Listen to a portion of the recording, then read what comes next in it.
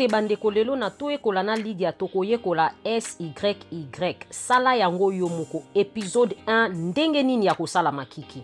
Kosala makiki ezali nango facile. Mutu moko tabotama na makiki parfait. Faut kosala yango kolanda makiki na naturel pour mona na kitoko. To bandi na bienséance. Makiki na sans maquillage na maquillage ozomona différence. Totally Tyra Banks. Maquillage sans maquillage ozomona différence. Ya makiki na toke na Rihanna.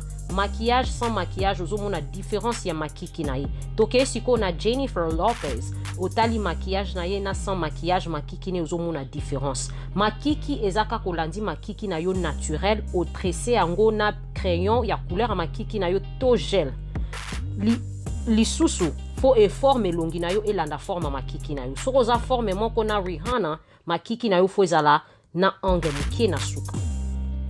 Po e mona na naturel ne longi na yo. Soko zali elongi boule lokola ndeko oyo makiki na fo ezala na angle na suka po e mona na naturel. Soki ozali elongi rectangle lokola ndeko oyo makiki na yo fo ezala légèrement na courbure na suka po e mona na naturel. Soko ozali forme makiki lokola ndeko na biso oyo ya mulai fo makiki na yo ezala tout droit po e complimenter elongi na yo. Soki ozali forme diamant lokola ndeko oyo fo makiki na ezala na courbure na suka po emona na naturel.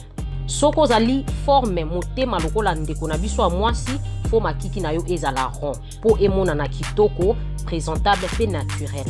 Ndenge komona na image oyo ozwi kaka nzete otiango na songi ya zolo no ozolanda ba ebandeli katikati na suka makiki na po dessiner yango bien.